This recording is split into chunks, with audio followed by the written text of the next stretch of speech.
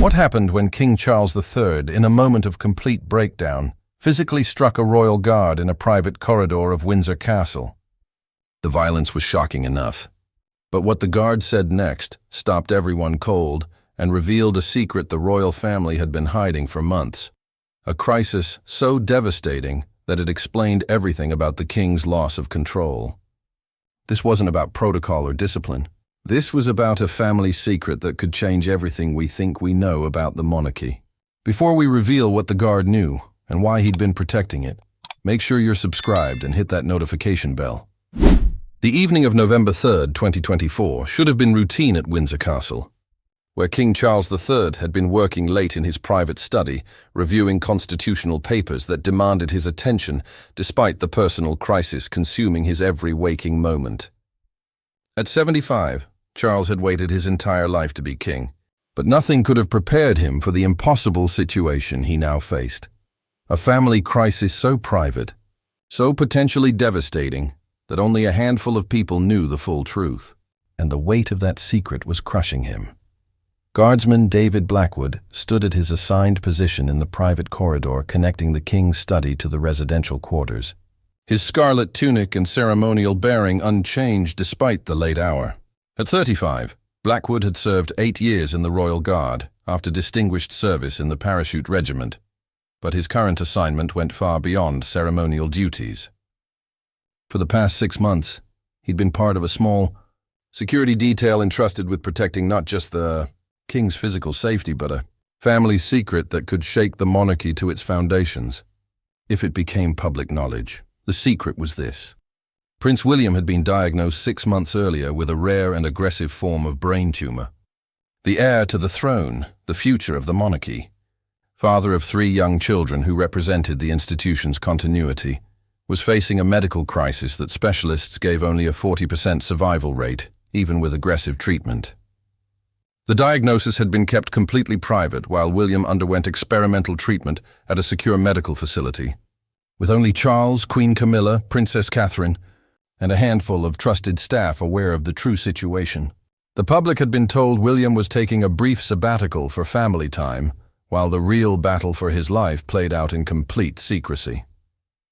Charles emerged from his study at 11:45 p.m., his face showing the strain of months carrying this unbearable knowledge. He'd just received another update from William's medical team. The latest treatment wasn't working as hoped.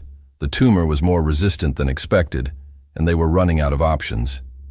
The king, who had spent decades preparing for duty, now faced the possibility of outliving his own son, of watching the direct line of succession shattered, of explaining to 3 young grandchildren why their father wouldn't be coming home. Blackwood saw the devastation on Charles's face and instinctively straightened his bearing, preparing to offer whatever support his unique position allowed. He'd been present for previous midnight conversations when Charles, unable to sleep and desperate to talk to someone who understood the full scope of the crisis, had confided fears and grief that no king should have to carry alone. Blackwood had become more than a guard. He'd become a confidant, a witness to the human suffering behind the crown, someone who could be trusted with royal vulnerability because his military oath bound him to secrecy more absolutely than any palace staffer. But tonight was different. Tonight, Charles had reached his breaking point after months of maintaining perfect public composure while privately watching his firstborn son fight a losing battle against an enemy that royal power couldn't defeat. He'd just spent 3 hours on phone, calls with medical specialists who used words like palliative care and preparing the family, professional euphemisms for the unbearable reality that William might not survive much longer. Charles walked past, Blackwood without acknowledgement, his mind clearly spiraling through impossible calculations about succession, about telling his grandchildren, about facing a public who didn't know they might soon lose a beloved future king. He made it perhaps 10 steps down the corridor before the weight became too much, before the controlled facade he'd maintained for 6 months finally shattered completely. The king turned back toward Blackwood with wild eyes, months of suppressed grief and rage and helplessness erupting in a moment of complete loss of control.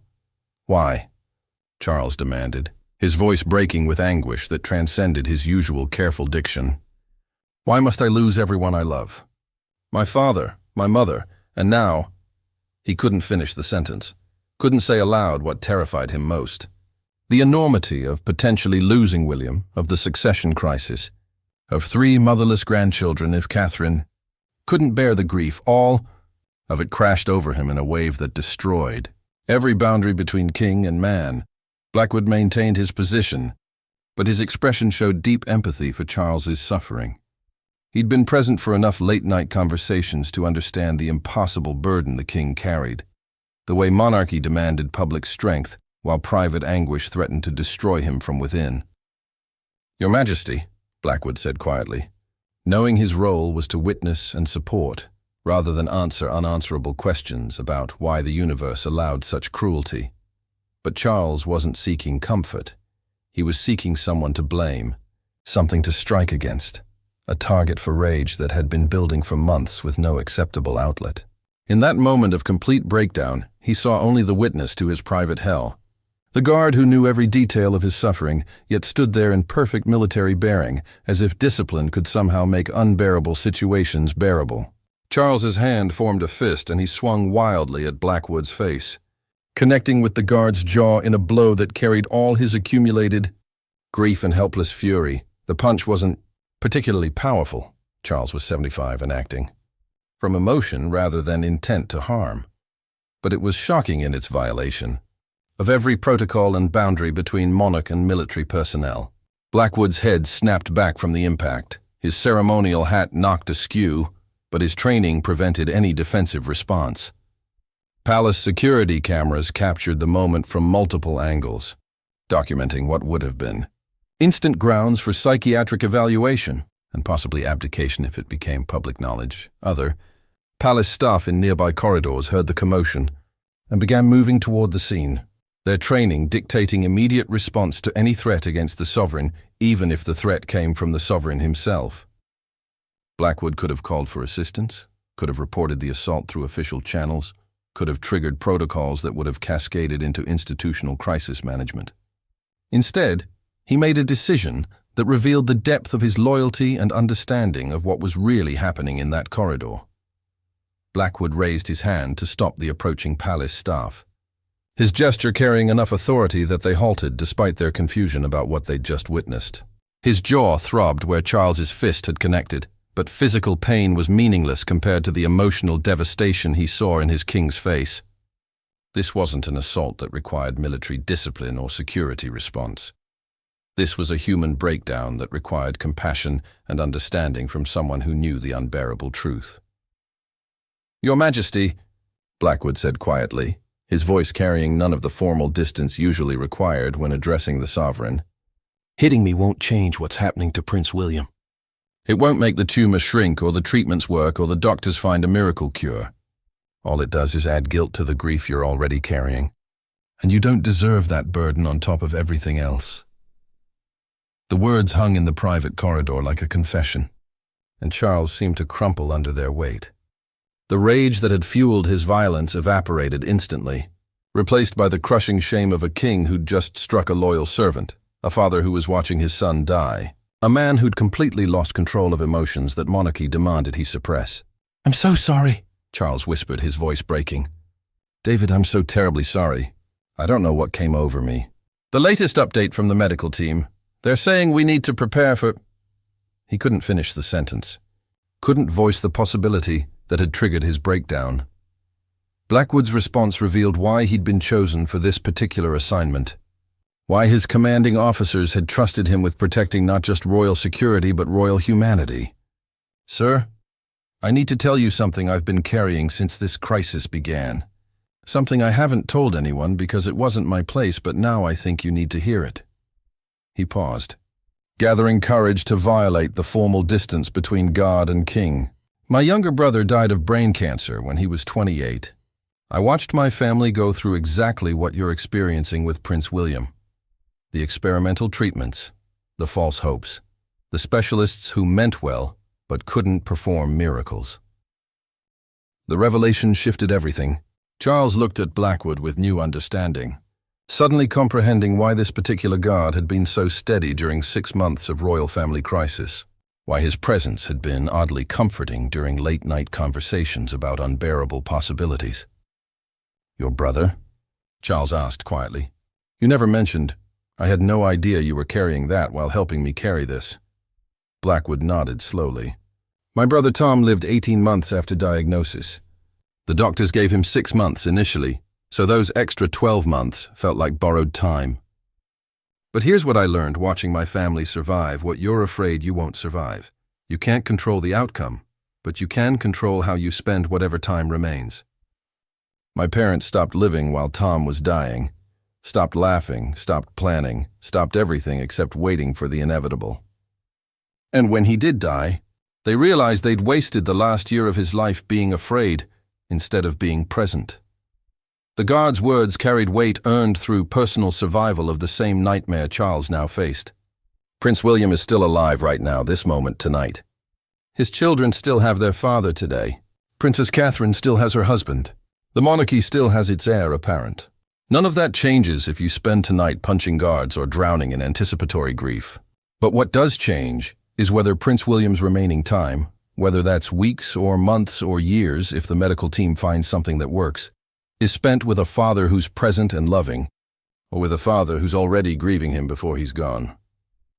Charles absorbed this wisdom from the most unexpected source, understanding dawning that Blackwood had been protecting him from more than physical threats these past months. "How did your family survive it?" the king asked desperately. "How did you get through watching someone you loved die despite everything medical science could offer?" Blackwood's answer came from hard-won experience.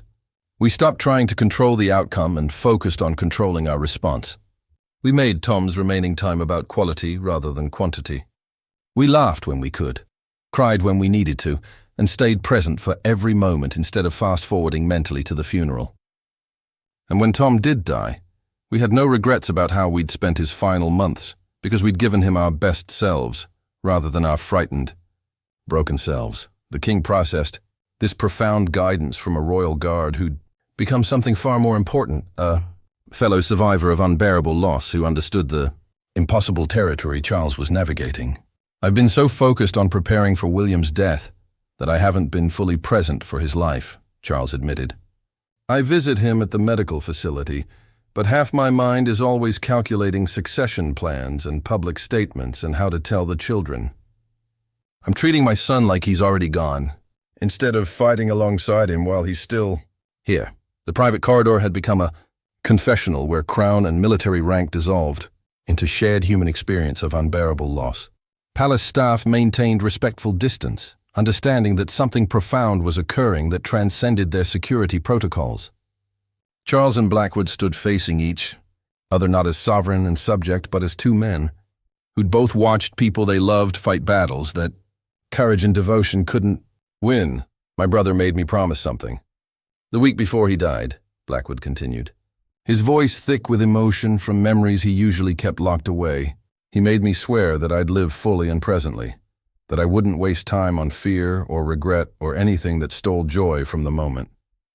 Tom said the greatest gift I could give him was proving that his life and death meant something by choosing to embrace life rather than hide from it." The god's words carried the weight of sacred promise kept through years of conscious choice. Charles felt something shift inside him, some fundamental reorientation of how he'd been approaching the crisis. "I've been preparing for the worst instead of hoping for the best," he realized aloud. "Medical teams keep saying there's still a chance, that experimental treatments sometimes work when conventional ones fail, but I've been so afraid of false hope that I've given up on any hope at all. I've been protecting myself from potential grief by beginning to grieve before there's anything to grieve." Blackwood nodded with understanding born from his own family's experience. "Hope and preparation aren't mutually exclusive, sir. You can hope for William's survival while having contingency plans in place. What you can't do is sacrifice the present to anxiety about a future that might never happen.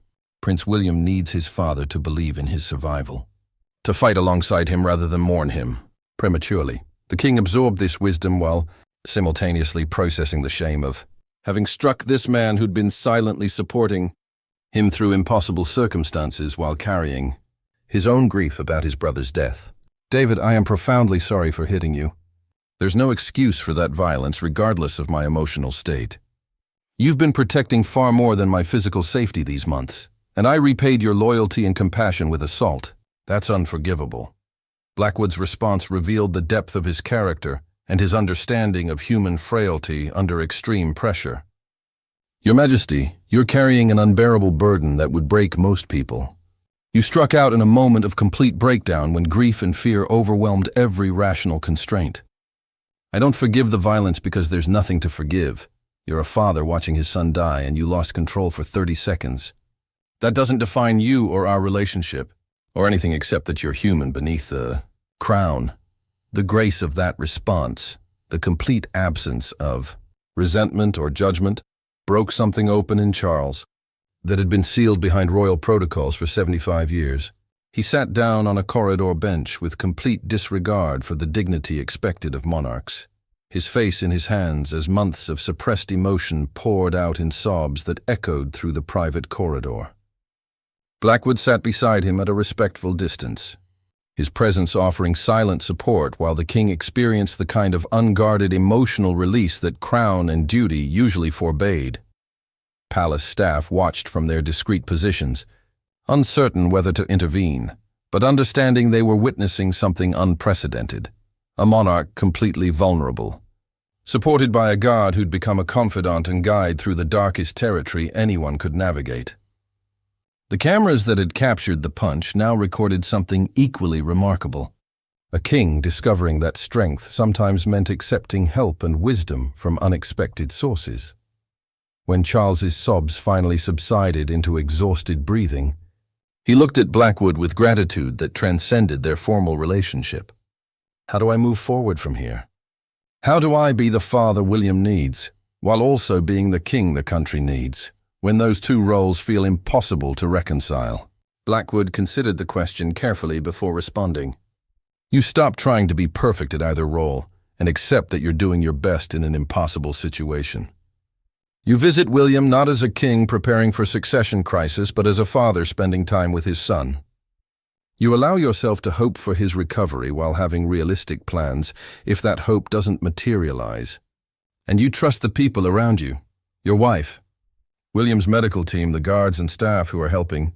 Protect this secret, to share the burden so you're not carrying it alone. The practical wisdom from a guard who'd survived similar devastation gave Charles the first sense of solid ground he'd felt in months.